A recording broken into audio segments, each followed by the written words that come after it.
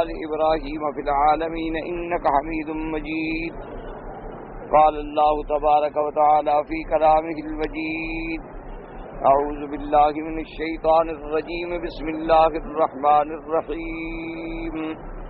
يا أيها الذين آمنوا اتقوا الله حق تقاته ولا تموتن إلا وأنتم مسلمون. اعتصموا بحبل الله جميعا ولا تفرقوا واذكروا نعمة الله عليكم إذ كنتم أعداء فألف بين قلوبكم فأصبحتم بنعمته إخوانا وكنتم على شفا حفرة من النار فأنقذكم منها كذلك يبين الله لكم آياته لعلكم تهتدون. قال المؤلف والمفسر رحمه الله تعالى: أدام النفع بعلومه وعلومكم في الدارين آمين، إلى أن قال: وقوله تعالى: واعتصموا بحبل الله جميعا لا تفرقوا. قيل بحبل الله أي بأحد الله، كما قال في الآية بعدها: ضربت عليهم الذلة أينما ثقفوا إلا بحبل من الله وحبل من الناس، أي بأحد وذمة. وقيل بحبل من الله يعني القرآن، كما في حديث الحارث الأعور عن علي رضي الله تعالى عنه مرفوعا في صفة القرآن: وهو حبل الله المتين وصراطه المستقيم. اب مفسر رحمت اللہ علیہ قرآن پاک کی اس آیت مبارک پر ارشاد فرماتے ہیں: اللہ نے حکم دیا ایمان والوں کو، ایمان والو اللہ سے ڈرو، اس کے لائق ڈرنا، اور اس کے بعد حکم دیا کہ وَاعْتَصِمُوا بِحَبْلِ اللَّهِ جَمِيعًا وَلَا تَفَرَّقُوا، اور مضبوطی سے پکڑ لو اللہ کی رسی کو. تو حبل اللہ سے کیا مراد ہے؟ اب مفسر رحمۃ اللہ علیہ فرماتے ہیں کہ وَاعْتَصِمُوا بِحَبْلِ اللَّهِ جَمِيعًا، حبل اللہ سے مراد ہے کہ جو تم نے اللہ سے عہد کیا، یعنی یہ قرآن پاک کا لفظ مبارک جو ہے استعمال ہوتا ہے یعنی بعہد اللہ، جیسے کہ دوسری آیت مبارک میں بھی آیا کہ اللہ نے ارشاد فرمایا کہ ضربت علیہم الذلۃ اینما ثقفوا الا بحبل من اللہ وحبل من الناس، کہ ان پہ اللہ تبارک و تعالیٰ نے ذلت کی چھاپ لگا دی ہے، جہاں بھی ہوں، جیسے بھی ہوں، جس حال میں بھی ہوں، مگر اللہ کے ساتھ عہد یا لوگوں کے عہد و ذمے کی وجہ سے کچھ دن بچ جائیں تو یہ علیحدہ بات. تو اس لیے حبل اللہ کا معنی کیا ہوا؟ یعنی اللہ سے عہد.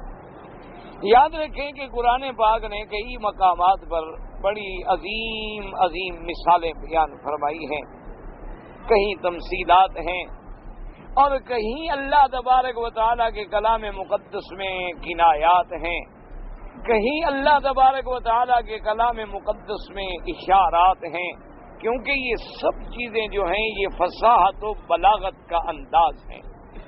اتنی کلام میں فصاحت ہوگی، بلاغت ہوگی، تو اتنی ہی اس کے اندر بڑی بڑی عظیم مثالیں ہوں گی، تشبیہات ہوں گی، تمثیلات ہوں گی، اس کے اندر تلویحات ہوں گے، کنایات ہوں گے، اشارات ہوں گے، اور بعض چیزیں ایسی ہیں جہاں ذکر باعتبار مجاز کے ہوگا.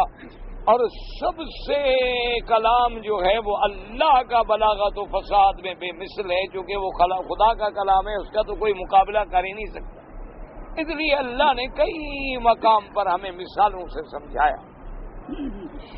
اور پھر قرآن پاک نے خود اس کی وضاحت بھی فرما دی کہ تلک الامثال نضربها للناس لعلهم يتفکرون، کہ ہم مثالیں کیوں بیان کرتے ہیں؟ تاکہ لوگ تفکر کریں، تدبر کریں اور بات کو سمجھیں، کیونکہ یہ دنیا میں قاعدہ ہے کہ مثال سے بات بڑی جلدی آسانی کے ساتھ سمجھ آ جاتی ہے۔ اچھا، اب یہاں بھی دیکھیں کہ اللہ نے، حالانکہ اللہ پاک یہ بھی فرماتے تھے بعہد اللہ، جیسے فرمایا اوفو بعہد اللہ، قرآن پاک میں دوسرے مقام پر یہ آیت مبارک موجود ہے۔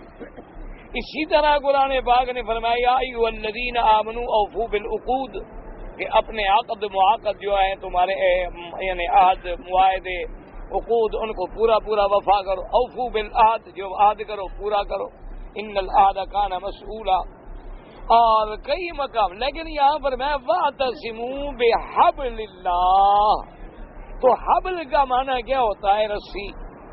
یہ کتنی عظیم مثال ہے، کیونکہ تمام نزول وحی جو ہے وہ آسمانوں سے ہے، اللہ تبارک و تعالیٰ نے اتارا، تمام فیصلے جو ہیں وہ اللہ تبارک و تعالیٰ کی طرف سے ہیں۔ تو اتنی بڑی بلندی، اور جنت کا مقام جو ہے آسمانوں میں ہے، تو اتنی بڑی بلند مقام پہ پہنچنے کے لیے کوئی چیز تو ضرورت ہوتی ہے نا اسباب کی حد تک، تو اس کے لیے اللہ نے ایک رسی کی مثال دی کہ بھئی تم نے اگر کہیں بلندی پہ جانا ہو تو رسی پکڑ کے ایسا ایسا پہنچ جاؤ گے۔ اور ساتھ یہ بھی اشارہ فرما دیا کہ جیسے سیڑھیوں سے چڑھنا تو بڑا آسان ہے، اچھا لفٹ لگی ہوئی ہو تو اور آسانی ہے، لیکن رسی پکڑ کے چڑھنا ذرا مشکل ہے۔ تو اس لیے جنت حاصل کرنا بھی ذرا آسان کام نہیں، اس کے لیے بھی آدمی کو محنت کرنی، مشقت کرنی ہوگی، اس کے لیے بھی آدمی۔ اچھا، اب جب رسی پہ چڑھنے والوں کی ورزش ہو جائے، ایکسرسائز ہو جائے، پریکٹس ہو جائے، 1 منٹ میں چڑھ جاتے ہیں۔ آپ نے دیکھا نہیں، ابھی اتنی بلند بلند کرینیں لگی ہوئی ہیں، میناروں پہ کام ہو رہے ہیں، بعض اوقات کرین چلانے والے آخری مقام پہ بیٹھے ہوتے ہیں، اگر ہمیں کہیں تو ہم 2 منٹ بھی نہ بیٹھ سکیں، ہم تو نیچے دیکھیں چکر آ جائے گر جائیں، لیکن ان کی عادت ہو گئی۔ تو اس لیے جو جنت والے ہیں، ایمان والے ہیں، ان کو بھی اس رسی کے پکڑنے کی اور چڑھنے کی اور محنت کی عادت ہو جائے گی، پر ان کے لیے مشقت نہیں ہوتی۔ اب جیسے ایک آدمی الحمدللہ نماز کی عادت ہے، اس کے لیے کوئی مشقت نہیں، لیکن جو نماز نہ پڑھتا ہو اس کو آپ نماز پڑھائیں، اس کو تو 104 کا بخار ہو جاتا ہے، اس کو آپ نماز کا کہیں کہ بھی نماز پڑھنی ہے تو پہلے کہے گا جی کپڑے خراب، اچھا ابھی میں تمہیں اور کپڑے دے دیتا ہوں، اچھا کہے گا ٹھیک ہے جی ابھی تو 10 منٹ رہتے ہیں پھر چلتے ہیں، ابھی تو بڑا وقت ہے، پھر جناب وضو کے لیے ایسے اٹھے گا جیسے کوئی پھانسی کی طرف جا رہا ہو، کوئی اس کو لے جا رہے ہوں نہ تختہ دار پر کہ بھی ابھی تمہارے گلے میں رسی ڈال کے لٹکا دیں گے، ایسے جائے گا بیچارہ قدم بڑھاتے بڑھاتے، پھر غریب وضو کر کے آئے گا کہ اچھا یار چلو چلتے ہیں، پھر بھی کوشش کرے گا کہ لیٹ جاؤں مسجد میں زیادہ دیر نہ لگ جائے، پھر بھی قدم آہستہ آہستہ رکھے گا تاکہ جن نے سنتیں پڑھنی ہے وہ پڑھ لیں، جب نماز کھڑی ہو جائے گی تو میں مصیبت اتارنے کے لیے 1 رکعت میں مل جاؤں گا، اور آخر میں پیچھے پڑھوں گا تاکہ پھر نکلنے میں بھی دیر نہ ہو، نہ اللہ کے گھر میں آدھا گھنٹہ لگ جائے، یہ تو بڑی مصیبت ہے۔ اس لیے باہر میدان میں کھڑے ہو جائیں گے، بھی سلام پھریں اور دوڑیں آگے ہم، تاکہ بھئی کیونکہ ان کا حال یہ ہوتا ہے جیسے کانٹوں پہ بیٹھے ہوئے، اور جس آدمی کو الحمدللہ نماز سے محبت ہے وہ کہتا ہے آدھا گھنٹہ پہلے تیار ہو کے اذان ہونے سے پہلے مسجد میں آ جائے گا، چلو بھی 2 رکعت تحیۃ المسجد بھی پڑھ لوں، پھر اذان ہو جائے گی، پھر سنت بھی پڑھ لوں، سنتیں پڑھنے کے بعد تسبیحات بھی پڑھ لوں، اس کے بعد بھی سنت پڑھ لوں، نفل پڑھ، یار ٹھہرو، جتنی دیر دروازے میں رش میں جو پھنسا رہا ہوں بہتر نہیں کہ میں 2 رکعت سنت پڑھ لوں، 2 رکعت نفل پڑھ لوں، آرام سے لوگ نکل جائیں گے، میں آرام سے چلے جاؤں گا۔ اس کا دل لٹکا ہوا ہوتا ہے، قلبہ معلق بالمساجد، حضور نے فرمایا اس کا دل جو ہے مسجد میں اٹکا ہوا۔ اور اسی طرح منافق عملی جو ہے اس کے لیے تو مسجد ایسے ہے جیسے پنجرے میں آ گیا کہ دروازہ کھلے اور نکلے کہ بھئی امام آج تو یار امام صاحب نے لمبی قرات شروع کر دی، پتہ نہیں اصل میں فارغ ہیں اور تو کام ان کو ہے نہیں، وہ اس بیچارے کو بڑے کام ہیں، باہر جا کے سگریٹ پینی ہے، اس نے فلم دیکھنی ہے، اس نے تاش کھیلنی ہے، اس کے دوست بیٹھے ہوئے ان کے ساتھ گالی گلوچ کرنی ہے، اپنی ماں بہن کو گالیاں دینی ہے، دلوانی ہے، اس کے تو بڑے کام ہیں نا، کام تو ان لوگوں کا نہیں بیچاروں کا جو دین میں ہے۔ تو اس لیے ہمیشہ یاد رکھیں، تو پھر اس رسی پہ چڑھنا جو ہے وہ آسان نہیں ہے، تو مشکل، لیکن جب قوت ایمان آ جائے گی، جب تقوی آ جائے گا، جب اعمال صالحہ پر عمل کرنے کی عادت ہو جائے گی اور برائیوں سے بچنے کی طبیعت بن جائے گی، پھر پہنچنا مشکل نہیں۔ اچھا، دوسری بات یہ ہے کہ اللہ نے یہ بھی فرما دیا کہ یہ کوئی رسی تو نہیں ہے جو ٹوٹ جائے، کچی ہو، داغے ٹھیک نہیں، پرانی ہو جائے گی، وہ سیدھا ہو جائے گی، یہ تو حبل من اللہ ہے، اس کے ٹوٹنے کا تو سوال نہیں۔ تم یہ غم کرو کہ کہیں تم سے چھوٹ نہ جائے، کہ تمہیں یہ رسی ایسی ہے کہ چھوٹ تو سکتی ہے کہ چھوٹی اور گرا آدمی مر گیا، جہنم میں چلا گیا، لیکن ٹوٹ نہیں سکتی ہے۔ اور اسی طرح پھر بلندیوں سے نیچے آنا ہے تب بھی آسانی ہے، نیچے سے اوپر جانا ہے تب بھی آسانی ہے، لیکن شرط یہ ہے کہ وَاعْتَصِمُوا بِحَبْلِ اللَّهِ جَمِيعًا۔ اور دوسرے مقام پہ اللہ نے ارشاد فرما بھی دیا کہ آپ نے پڑھا ہے سورت اسی آل عمران میں آیت الکرسی میں جب آیات مبارکہ آتی ہیں، اللہ نے فرمایا لا اکراہ فی الدین قد تبین الرشد من الغی ومن یکفر بالطاغوت ویؤمن باللہ فقد استمسک بالعروۃ الوثقی لا انفصام لها، فقد استمسک بالعروۃ الوثقی، وہ مضبوط کڑا، اور مضبوط کڑے میں مضبوط رسی، اور جس نے اس کو تھام لیا وہ رسی ایسی لا انفصام لها، جو کبھی ٹوٹتی نہیں۔ اس لیے اللہ تبارک و تعالی نے ہمیں یہاں حکم دیا کہ وَاعْتَصِمُوا بِحَبْلِ اللَّهِ جَمِيعًا، اور یہ ہے کہ سب کے سب مل کے مضبوطی سے اس رسی کو تھام،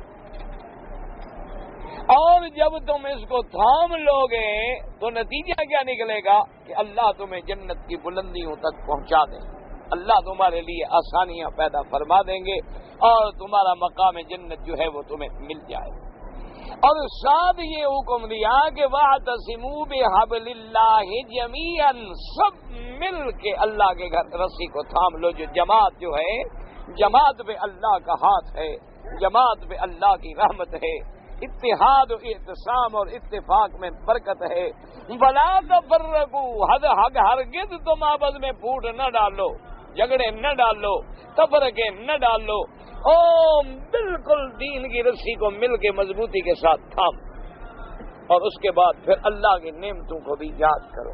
تو بحبل وَاعْتَصِمُوا بِحَبْلِ اللَّهِ، حبل اللہ سے کیا مراد ہے؟ تو بعض مفسرین نے فرمایا حبل اللہ سے مراد ہے عہد اللہ، کہ اللہ سے جو تم نے عہد کیا، الستُ بربکم قالوا بلا، اور پھر اللہ سے تم نے عہد کیا کہ جب نبی آئیں گے ہم اتباع کریں گے، تورات آئے گی ہم ایمان لائیں گے، اللہ کے رسول آئیں گے ہم ایمان لائیں گے، تو اللہ کے اس عہد کو مضبوطی سے تھام لو اور مضبوطی سے پکڑ۔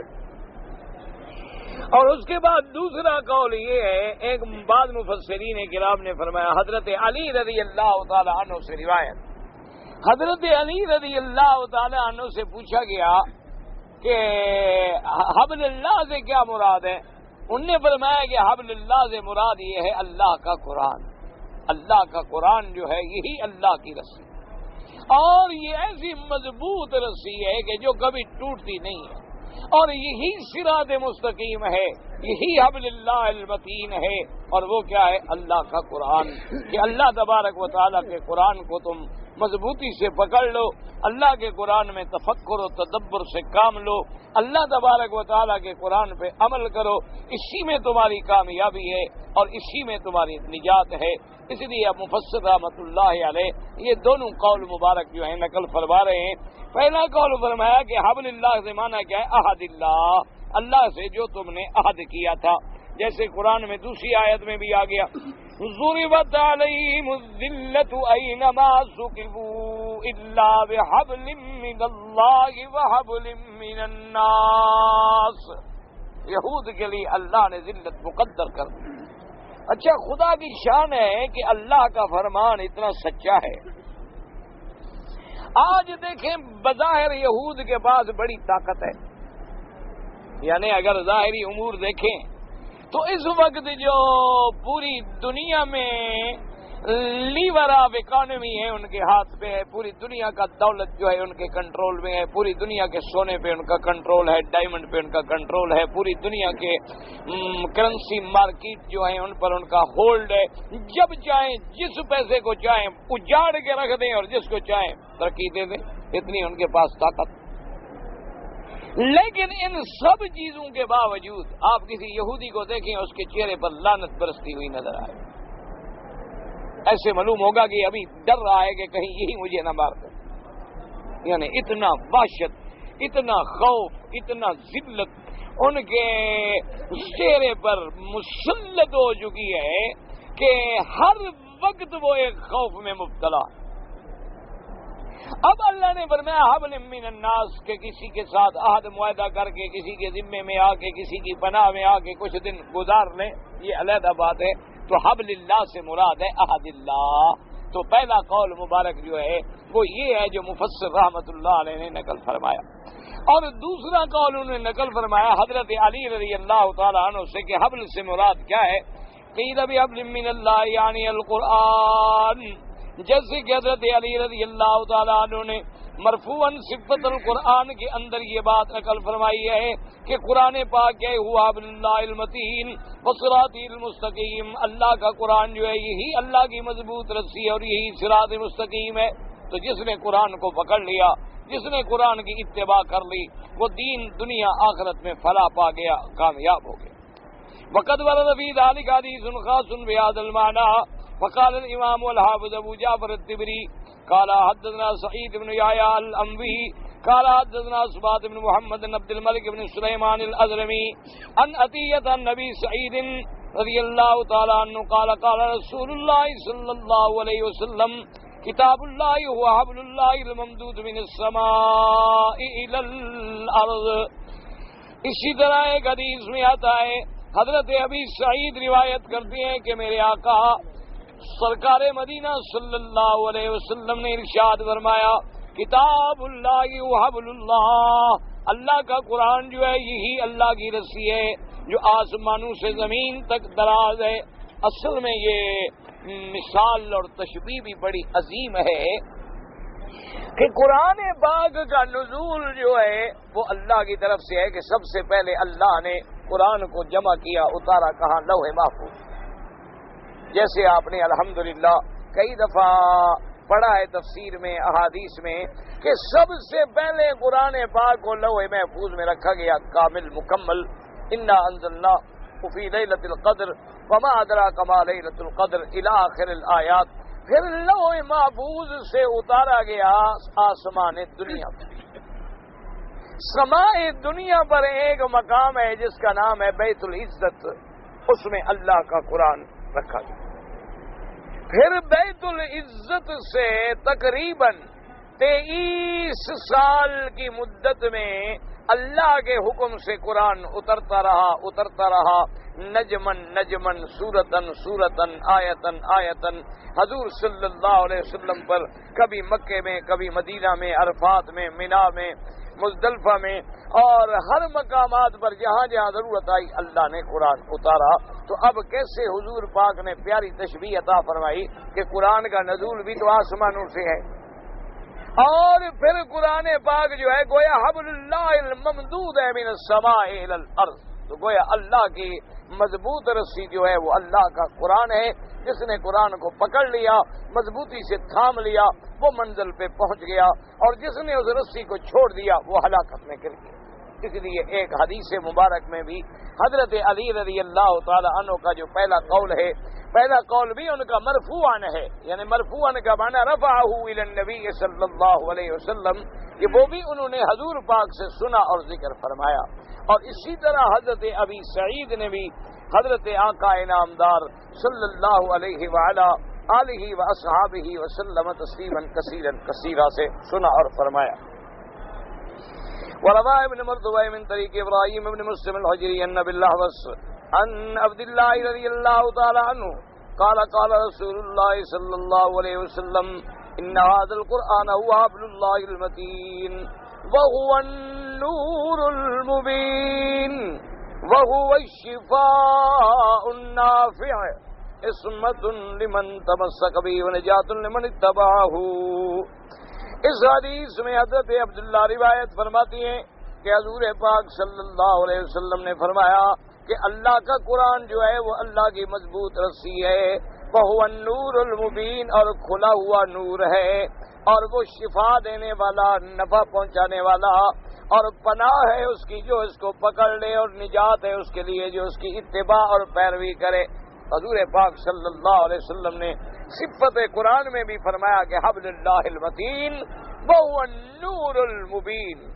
نور المبین کا معنی کھلا روشن نور، معنی یہ ہوتا ہے، یاد رکھو، اسی میں بعض لوگ جو ہے نا جی مشکل یہ ہوتی ہے کہ ایک لفظ کو رکھ لیتے ہیں، جن کی عادت ہوتی ہے نا جی دلوں میں کجی آ جائے، دلوں میں ٹیڑھا پن آ جائے۔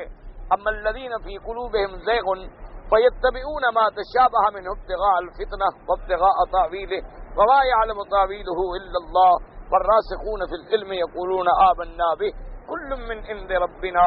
تو عادت ہوتی ہے فرق باطلہ کی کہ کہیں ان کو ایک لفظ مل جائے تو پکڑ لیں گے۔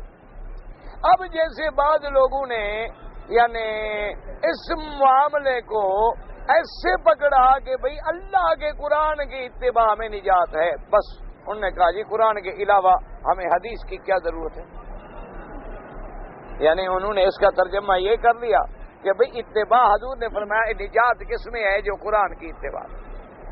پناہ کس کو ملے گی؟ جس نے قرآن کو پکڑ لیا۔ کامیاب کون ہوگا؟ جس نے اس حبل اللہ المتین کو تھام لیا۔ اب بظاہر تو بڑی اعلیٰ بات ہے، لیکن اس کے اندر سے کفر نکال لیا کہ بھی حدیث کی کیا ضرورت ہے، سنت رسول پاک کی کیا ضرورت ہے، ہم تو قرآن پکڑیں گے۔ اسی لیے ہمیشہ یاد رکھیں، اللہ پاک آپ کو بھی مجھے بھی ہر مسلمان کو صحیح بات سمجھنے اور صحیح بات حق پر چلنے کی توفیق عطا فرمائیں، اور اللہ ہمیں اپنی رحمت سے ہدایت دے، ورنہ آدمی کے بھٹکنے میں دیر نہیں لگتی۔ اسی لیے ہمیشہ یاد رکھیں کہ علماء کیوں کہتے ہیں کہ بھئی مسئلہ پوچھنا ہے عالم سے پوچھ لو۔ اچھا بھی دیکھو کہ حدیث کا معاملہ ہے تو محدثین سے رجوع کرو۔ اسی طرح اگر رجال کا معاملہ ہے اصحاب جرح و تعدیل سے رجوع کرو کہ بھی یہ راوی کیسا ہے، اس کی بحث کرنے والے ائمہ موجود ہیں، وہ بتائیں گے کہ بھی یہ ثقہ ہے یا ثقہ نہیں ہے، اس کے اندر فلاں نقص ہے یا اس کے اندر نقص نہیں ہے۔ اسی طرح بھی تمہیں کوئی فقہی مسئلہ درپیش آ جائے تو پھر فقہا سے پوچھو۔ یہ کیوں کہتے ہیں؟ کیونکہ جب آدمی کا دامن نیچے سے مضبوط چلا جائے، کڑی سے کڑی ملتی جائے تو اللہ کی رحمت سے ٹوٹتی نہیں۔ ایک ہمیشہ اصول، ایک ہمیشہ یاد۔ اور اگر آدمی نے مثلا آخری منزل کی کڑی کو پکڑ لیا، جب تک پکڑے ہوئے ہیں وہ تو ٹھیک ہے، کیونکہ آخر وہ بھی کڑی اسی راستے کی ہے، لیکن خدا نہ کرے خدا نہ کرے خدا نہ کرے اگر اس کڑی سے ہاتھ چھوٹ گیا تو بس بات ختم ہو گئی، کیوں باقی تو کڑیاں ہیں نہیں کہ کہیں نہ کہیں تو ہاتھ رک جاتا، باقی تو چھوڑ چکا ہے وہ خود۔ اس لیے ہمیشہ یاد رکھیں، اس کی وجہ سمجھیں کہ مثلا میرے سامنے اگر میرے کسی استاد کی، میرے شیخ کی جس سے میں نے قرآن حدیث پڑھا ہے، اگر ان کی کوئی بات نقل کرے کہ بھی مولوی صاحب ہم نے تمہارے استاد سے سنا، تمہارے استاد نے یہ فرمایا، تو میرے ادب کا تقاضا یہ ہے کہ میں اپنے استاد کی بات کو ٹھکراؤں گا نہیں، میں کہوں گا میرے استاد کی بات ہے تو ضرور انہوں نے کہیں پڑھی ہوگی، دیکھی ہوگی، میری نظر سے نہیں گزری، میرا علم تھوڑا ہے، میرے استاد کا علم زیادہ ہے، ان کی مطالعہ زیادہ ہے، ان کی نظروں میں کتابیں زیادہ گزری ہیں، ان کو ضرور کہیں بات ملی ہوگی، میرے استاد بڑے عالم تھے، ویسی غلط بات نہیں کہہ سکتے۔ تو میں جب اپنے استاد کی بات کو رد نہیں کر سکتا تو میں امام ابو حنیفہ رحمۃ اللہ علیہ کی بات کو رد کروں گا؟ نہیں کر سکتا۔ میں تو استاد کا بھی اتنا ادب کر رہا ہوں تو امام صاحب تو استاد سے بھی بڑے ہوئے۔ اگر میں امام ابو حنیفہ رحمۃ اللہ علیہ کی بات کا اتنا احترام کر رہا ہوں تو اب میری تصور میں بھی کبھی آ سکتا ہے کہ میں کسی صحابی کی بات کو چھوڑ دوں۔ امام صاحب کا کتنا بڑا مرتبہ ہو لیکن صحابی ہے۔ صحابہ نے تو براہ راست پڑھا ہے نا حضور محمد مصطفیٰ سے صلی اللہ علیہ وسلم. تو جس کے دل میں اپنے استاد کا اتنا ادب ہے، اپنے امام کا اتنا ادب ہے، تو صحابی کا کتنا ادب ہوگا. اور جو آدمی حضرت ابن عباس، عبداللہ ابن مسعود، خلفائے راشدین، اسی طرح ابی ابن کعب، زید بن ثابت، ان کے قول کو بھی نہیں چھوڑ سکتا، وہ کبھی محمد مدنی کے منہ قول سے منہ موڑ سکتا ہے؟ ٹھنڈے دل سے بات کو ذرا ذہنوں میں بٹھائیں، سمجھیں. اللہ آپ کو بھی مجھے بھی بات سمجھنے کی توفیق دے. یعنی اگر ہمارے سامنے سیدنا ابی بکر کا قول آ جائے رضی اللہ عنہ، سیدنا عمر، سیدنا عثمان، سیدنا علی رضوان اللہ علیہم اجمعین کا قول آ جائے تو ہم جان دے دیتے ہیں. ہمارا ایمان ہے کہ یہ غلام ہیں محمد مصطفیٰ کے، یہ صحابی ہیں میرے مدنی محمد مصطفیٰ کے، یہ خلفاء ہیں، یہ وزراء ہیں، یہ اصحاب النبی المصطفیٰ ہیں، یہ سابقون الاولون من المہاجرین ہیں.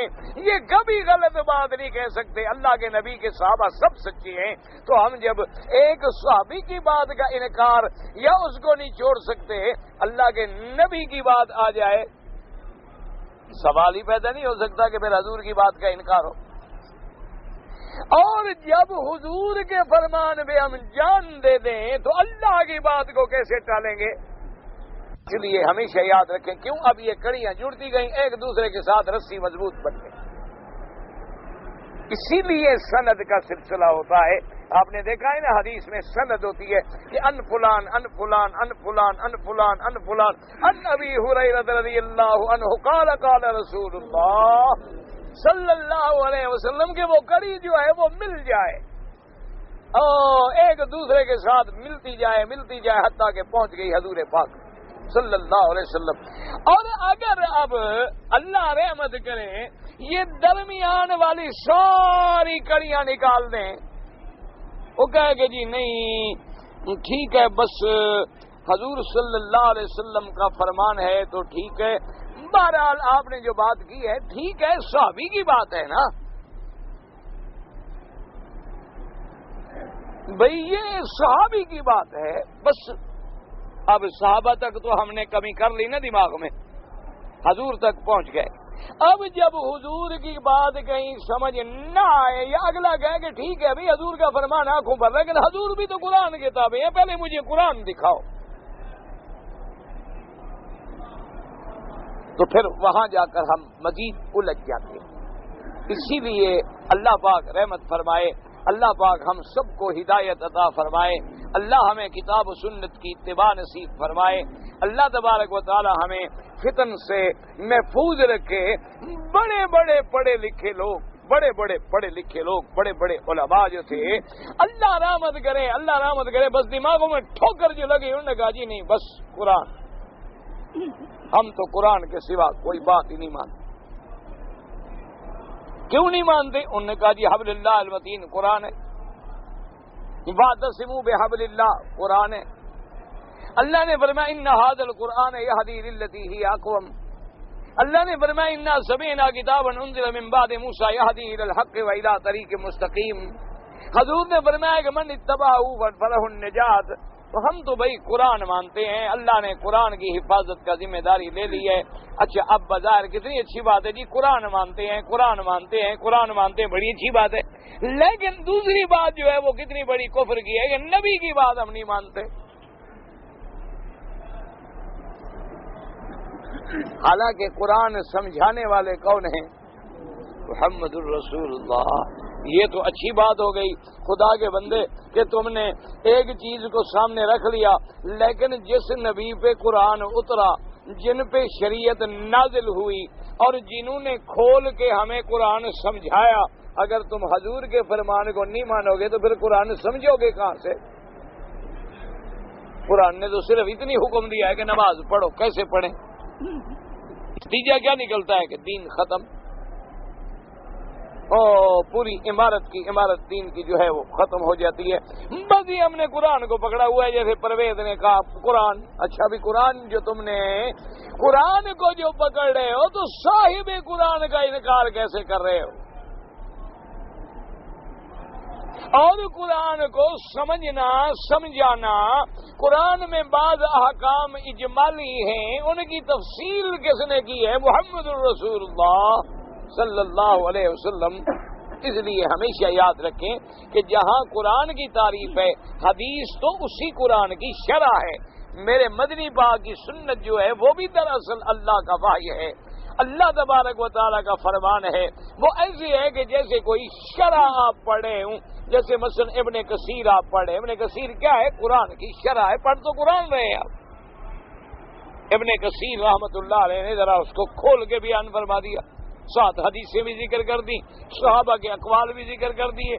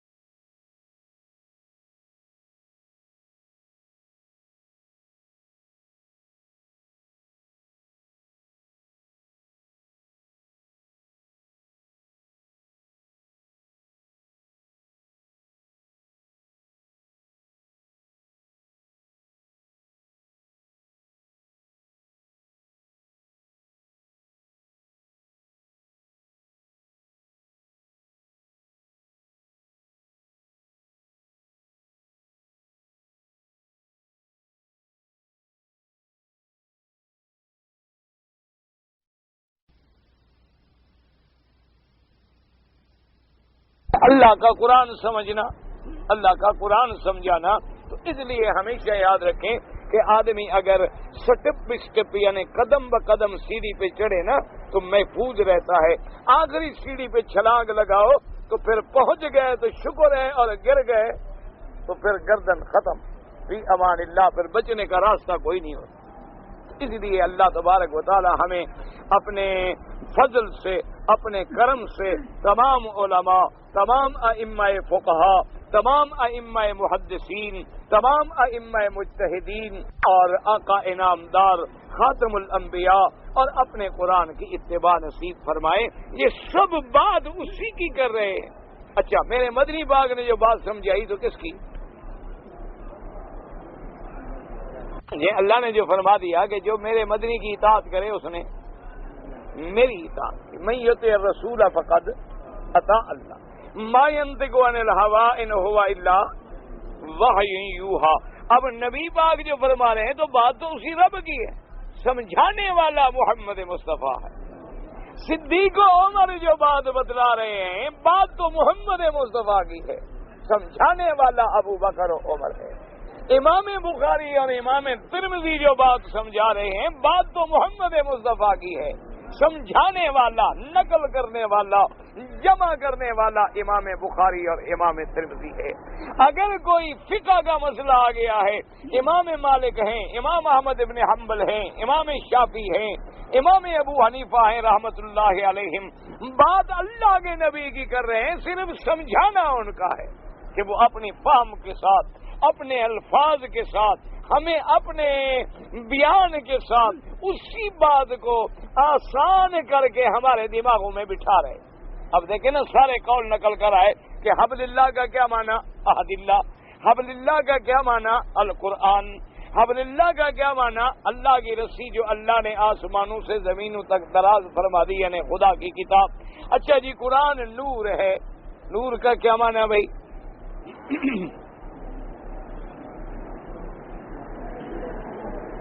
نور اور نور مبین، مبین معنی بالکل کھلا ہو۔ اس کا معنی یہ نہیں ہوتا قرآن کے نور کا معنی یہ ہے کہ نور بجلی والا نور، چاند والا نور، سورج والا نور، اسی سے دھوکہ لگتا ہے نا بعض لوگوں کو. جہاں انہوں نے پڑھا نا کہ حدیث میں کوئی لفظ مبارک آ گئے حضور کی شان میں کہ حضور پر نور، مثلا اردو محاورے میں بھی آ گیا، یا آ جاتا ہے کہ حضور صلی اللہ علیہ وسلم کا نور جب پھیلا تو بعض لوگوں نے انکار کر دیا نعوذ باللہ بشریت کا. انہوں نے کہا نبی نور ہیں. اب قرآن کو پڑھا قرآن نور ہے تو کیا معنی نور کا؟ یعنی اندھیرے میں اگر ہم بتی نہ جلائیں تو قرآن خود پڑھ لیں، تو پھر نور کیسے ہوا؟ پھر نور کیسے ہوا؟ نور کا معنی تو ہوتا ہے روشن، تو اندھیرے میں پھر بتی جلانے کی کیا؟ تو قرآن کھولو پڑھ لو. سمجھے؟ معنی یہ ہے کہ جیسے یہ نور ہے اب ہر چیز ہمیں نظر آ رہی ہے کہ راستہ ٹھیک ہے، پتھر ٹھیک ہے، گڑھا کوئی نہیں، پانی کوئی نہیں، کیچڑ کوئی نہیں. اس نور کی روشنی میں ہم آرام سے چل رہے. اگر اندھیرا ہو جائے تو ہمارا پاؤں کسی غار میں ہلاکت میں بھی پڑ سکتا ہے. اللہ کا قرآن بھی نور ہے کہ جس نے حلال اور حرام کو واضح کر دیا ہے، جس نے توحید اور شرک کو واضح کر دیا ہے، جس نے حق اور باطل کو واضح کر دیا ہے، جس نے دن اور رات کو واضح کر دیا ہے، جس نے جنت اور جہنم کو واضح کر دیا ہے. جب ہم قرآن پڑھیں گے ہمیں پتہ لگے گا یہ حلال ہے، یہ حرام ہے، یہ حق ہے، یہ باطل ہے، یہ صدق ہے، یہ کذب ہے، تو ہم قرآن کی روشنی میں آ گئے. یہ معنی ہوتا ہے نور کا. اللہ کے نبی نور ہیں. کیا معنی؟ کہ حضور جب آئے شرک کے اندھیروں کو مٹا کے ہمیں توحید کی روشنی میں کھڑا کر دیا. یہ معنی ہوتا ہے نور کا، یعنی آپ کی نور نبوت، کہ آپ کو نبوت ملی، قرآن ملا. میرے مدنی پاک نے وہ لوگ جو لات عزا منات کو خدا بنائے ہوئے تھے، وہ لوگ جو درختوں کے پجاری تھے، وہ لوگ جو آگ کے پجاری تھے، وہ لوگ جو سورج کے پجاری تھے، وہ لوگ جو غیر اللہ کے پجاری تھے، ان پر بات کھل گئی کہ کوئی الہ نہیں ہو سکتا مگر اللہ. تو میرے مدنی نے اس نور ایمان کو پوری دنیا میں پھیلا کے ہمیں ظلمات و کفر و شرک و بدعات کے اندھیروں سے نکال لیا. یہ معنی ہوتا ہے کہ اللہ کا نبی نور ہے، اللہ کا قرآن بھی نور ہے، اور جو ہمارا ایمان ہے وہ بھی نور ہے، اور مومن زندگی میں بھی نور رہے اور قیامت میں بھی اس کا نور ایمان اس کے آگے روشن ہوگا اور وہ سیدھا جنت میں چلا جائے گا، اس کو بھٹکنے کی ضرورت نہیں ہوگی. حضور نے فرمایا جیسے آدمی جمعہ کی نماز پڑھ کے لوٹے تو سیدھا گھر آتا ہے، اپنے گھر ڈھونڈنے میں تکلیف نہیں ہوتی، اسی طرح مومن جنت میں ایسے جائے گا معلوم ہوگا یہ پہلے 200 سال یہاں رہتا تھا. سیدھا ہر آدمی اپنے گھر میں جائے گا، مجالے دوسرے کے گھر میں جائے. آپ نے فرمایا اہدا الی منزلہ، کہ وہ جنت کے گھر کی ایسے اس کو پہچان ہوگی کہ جیسے دنیا کا گھر اس کو اندھیرے میں بھی پہنچ جاتا تھا، ایسے اس کے سامنے جنت کا گھر بھی واضح ہوگا. تو یہ مراد ہوتی ہے نور سے. اب کوئی کہے قرآن کی رسی کو تھام لو اور پھر جائے لو، وہ کہے جی پہلے رسی کے ساتھ قرآن باندھو میں تھاموں. اب اس کا کوئی علاج ہے؟ وہ کہے جی میں تو لفظ پر عمل کروں گا نا، جیسے لفظ آ گیا ہے میں ظاہر لفظ پہ چلوں گا. تو ظاہر لفظ کا معنی تو پھر رسی ہے اللہ کی، تو اللہ کی رسی تو آپ کو ڈھونڈے سے بھی. اس لیے ہمیشہ یاد رکھیں یہی وہ دھوکے ہیں جو لوگوں کو لگتے ہیں، اور بظاہر بیچاروں کی نیت بھی اللہ جانے اچھی ہوگی لیکن بہرحال پھر وہ بھٹک جاتے ہیں. اب کوئی جاہل مطالبہ کرے، وہ کہے کہ جی ٹھیک ہے حضور جو فرما رہے ہیں کہ اللہ نے آسمانوں سے زمین تک ایک رسی لٹکائی ہے، مجھے رسی ڈھونڈ کے دو، میں پکڑتا ہوں اس کو. اب اس کا کوئی علاج ہے؟ تو اصل بات یہ تھی کہ سمجھانا تھا کہ جیسے اس رسی کے پکڑنے سے منزل پہ پہنچ جاؤ گے، قرآن کو پکڑنے سے منزل پہ پہنچ جاؤ گے. اور جیسے رسی چھوٹ سکتی ہے، اگر قرآن چھوٹ گیا تو پھر ہلاکت میں پڑ جاؤ گے. ہاں اگر پکڑ لیا تو پھر یہ ٹوٹے گا کبھی نہیں، کیونکہ اس کا سلسلہ جو ہے وہ اللہ کے ساتھ ہے، یہ اللہ کا کلام ہے، اور جو عمل کرے گا وہ نجات پائے گا. اس لیے فرماتے ہیں روا ابن مردوی من طریق ابراہیم ابن مسلم الحجری النبی الاحوص، اور اس کے بعد فرماتے ہیں وقال وکیع حدثنا اعمش النبی وائل قال عبد الله ان هذا الصراط مهتدر يحضر الشياطين يا عبد الله هذا الطريق هلم الى الطريق فاعتصموا بحبل الله وان حبل الله القرآن. حضرت عبداللہ نے فرمایا یاد رکھو کہ جیسے صراط مستقیم سیدھی سڑک پہ جا رہے ہو نا تو کہیں ڈاکو کہیں چور بھی تو آ سکتا ہے، تو اس راستے پر بھی شیطان ڈاکے مارتے ہیں تمہیں گمراہ کرنے کے لیے. خبردار خبردار، سیدھے راستے پہ رہنا، سیدھے راستے پہ رہنا. کہیں ایسا نہ ہو کہ شیطان تمہیں بھٹکا کے پھر غار ہلاکت میں ڈال دے. اور اللہ کی رسی کو مضبوطی سے تھامنا. اللہ کی رسی کیا ہے؟ اللہ کا قرآن ہے. جس نے اللہ کے قرآن کو تھام لیا وہ نجات پا گیا. قوله تبارک و تعالی ولا تفرقوا واذكروا نعمت اللہ علیکم اذ کنتم اعداء فالف بین قلوبکم فاصبحتم بنعمته اخوانا ولا تفرقوا امرهم بالجماعة ونهاهم عن التفرقة وقد وردت الاحاديث المتعددة بالنهي عن التفرق والامر بالاجتماع والائتلاف كما في صحيح مسلم من حديث سعيد بن ابي صالح عن ابي هريرة رضی اللہ تعالی عنہ ان رسول اللہ صلی اللہ علیہ وسلم قال ان اللہ یرضى لكم ثلاثا ويسخط لكم ثلاثا ويرضى لكم من تعبدوه ولا تشركوا به شيئا وان تعتصموا بحبل الله جميعا ولا تفرقوا وان تناصروا من والله الله امركم ويسخط لكم ثلاثا قيل وقال وكثرة السؤال وإذاعة المال وكذبت لهم الأصمت عند اتفاقهم من الخطأ كما وردت بذلك الأحاديث المتعددة أيضا وخيف عليهم الافتراق والاختلاف فقد وقع ذلك في هذه الأمة فافترقوا على 73 فرقة منها فرقة ناجية إلى الجنة مسلمة من عذاب النار وهم الذين على ما كان عليه النبي صلى الله عليه وسلم وأصحابه.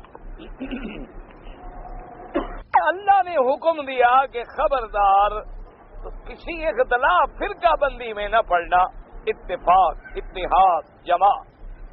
اور اس کے بعد جیسے کہ صحیح مسلم کی ایک حدیث مبارک میں ہے، حضرت ابی ہریرہ رضی اللہ تعالی عنہ راوی ہیں، انہوں نے فرمایا کہ میرے آقا سرکار مدینہ صلی اللہ علیہ وسلم نے فرمایا کہ 3 چیزیں ہیں جو اللہ تم سے راضی ہوتے ہیں، پسند فرماتے ہیں، اور 3 چیزیں ہیں جن پہ اللہ ناراض ہوتے ہیں. وَيَرْضَى لَكُمْ، پہلی بات تو یہ ہے جو اللہ کو محبوب ہے، پسند ہے، جس سے رب راضی ہوتا ہے، أَن تَعْبُدُوهُ وَلَا تُشْرِكُوا بِهِ شَيْئًا، کہ خالص اللہ کی عبادت کرو، خبردار یہ شریک نہ کرو. عبادت کا معنی کیا ہے؟ یاد رکھو، نماز بھی عبادت ہے، رکوع سجود بھی عبادت ہے، نظر نیاز بھی عبادت ہے، پکارنا بھی عبادت ہے، دعا بھی عبادت ہے. یہ کس سے ہو؟ صرف اللہ سے، اس میں کبھی کسی کو شریک نہ. ایک اور دوسرا میرے مدنی سرکار نے فرمایا کہ اللہ فرماتے ہیں کہ وَأَن تَعْتَصِمُوا بِحَبْلِ اللَّهِ جَمِيعًا وَلَا تَفَرَّقُوا، اللہ کے قرآن کو مضبوطی سے پکڑ لو، فرقے بندی میں نہ پڑو.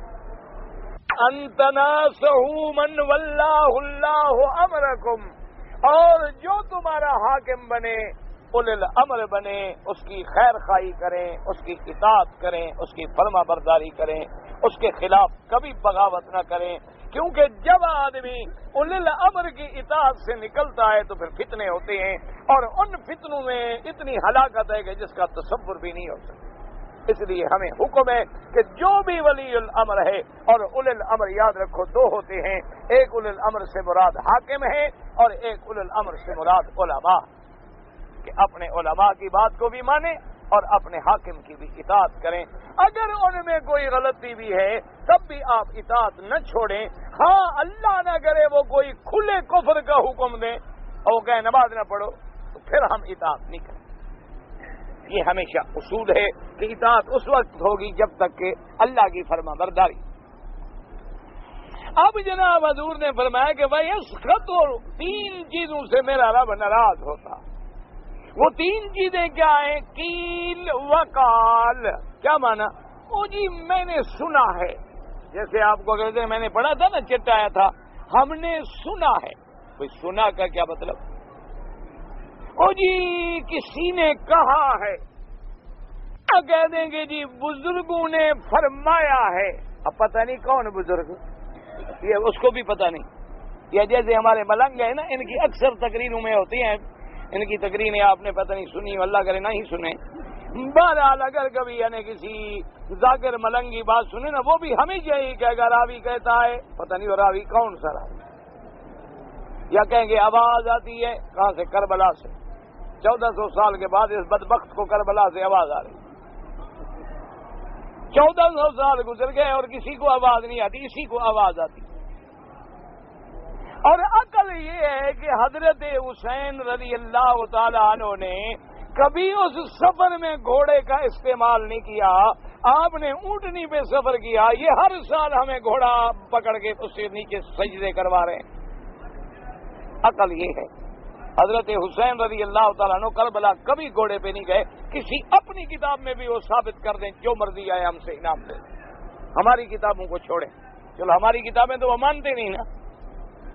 ہماری کتابیں نہیں بلکہ ان کی جو بڑی بڑی کتابیں ہیں معتمد، ان میں ایک روایت دکھا دیں، ایک آدمی پیدا ہوا ہے ان کا، اور وہ راوی اتنا بڑا جھوٹا ہے کہ امام جعفر صادق کے دروازے پہ بیٹھا رہتا تھا، اور جب حضرت گزرتے تو آپ فرماتے تو بڑا لعنتی ہے، باہر بیٹھ کے ہمارے خلاف جھوٹی حدیثیں بناتا رہتا ہے، خدا تجھے برباد کرے.